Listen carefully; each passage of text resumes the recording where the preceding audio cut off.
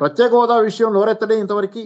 అధికారంలోకి వచ్చాడు, ఆయన పార్టీ ఆయనకు ఉంది. ప్రత్యేక హోదా పోవటానికి లాబింగ్ అయినా చేస్తున్నాడు అనేది లేదు. విశాఖపట్నం ఉక్కు ఫ్యాక్టరీ గాలికి వదిలేశారు.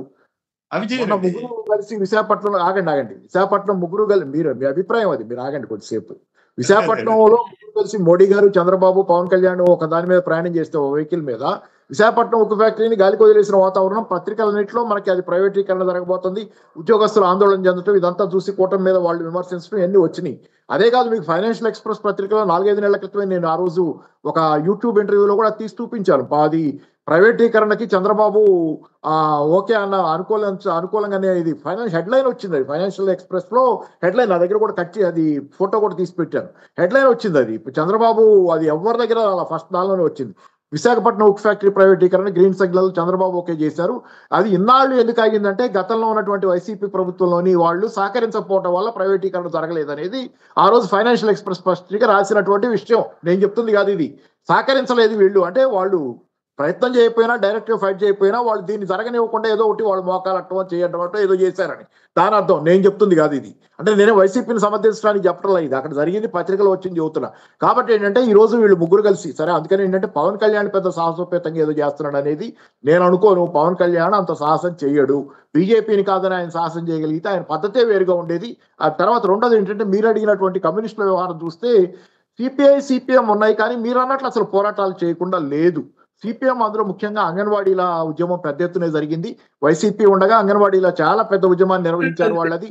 దాంతో కొంత అది జరిగింది. మీకు తెలుసు కదా, అంగన్వాడీలు టీచర్లు వాళ్ళు చాలా పెద్ద ఎత్తున అంగన్వాడీ కార్మికులు, అలాగే టీచర్లు చాలా సార్లు విజయవాడ వచ్చి అరెస్ట్ అయిపోయి రకరకాల మారువేషాల్లో వచ్చారని పెద్ద పెద్ద గొడవలే జరిగినాయి టీచర్లు చాలా పెద్ద ఎత్తున ఈసారి వైసీపీకి వ్యతిరేకంగా పనిచేశారు. యూటీఎఫ్ అనేది చాలా పెద్ద బలమైన సంస్థ సిపిఎంకి. కాబట్టి ఓవరాల్ గా సిపిఎం అయితే కొంత పాత్ర పోషించింది, పూర్తి స్థాయిలో పోషించిందని నేను చెప్పను. సిపిఎం ఆ పాత్ర పోషించింది అన్నది కొంత పోషించింది. అసలు ఏమీ లేని చోట కొంత ప్రతిపక్ష పాత్ర. ఆ మాటకు వస్తే టీడీపీ అంత ప్రతిపక్ష పాత్ర ఉద్యమాల రూపంలో పోషించాల. వాళ్ళు ఎంత మట్టికి స్టేట్మెంట్లు, పోట్లాడుకోవటాలు, ఘర్షణలు, పేపర్లో హెడ్లైన్లు, బ్యానర్లు వచ్చే తిట్టుకున్నారు తప్పితే వాళ్ళని వీళ్ళని వాళ్ళు ఉద్యమాలు అయితే చేసింది ఎంతో కొంత సిపిఎం. దానిలో సిపిఐకి వస్తే అది ఇటుకూడి మనం గత నుంచి నాకేదో అభ్యంతరం లేదు. సిపిఐలో పనిచేశాను, ఇప్పుడు లేనా పార్టీలో, ఏ పార్టీలో లేనా ఆ మాటకు వస్తే సిపిఐ చాలా లాలుచి పడింది టీడీపీతో అనేది చాలా సందర్భాల్లో. బయటంతా నడిచే మాటే రామకృష్ణ గారి గురించి, అలాగే అక్కడున్న ముప్పాళ్ళ నాగేశ్వరరావు గురించి, గుంటూరు జిల్లా సెక్రటరీ, తర్వాత స్టేట్ లో లీడర్ ఇప్పుడు ఆయన, వీళ్ళందరి గురించి ఓపెన్ గానే అందరూ మాట్లాడుకుంటున్నారు.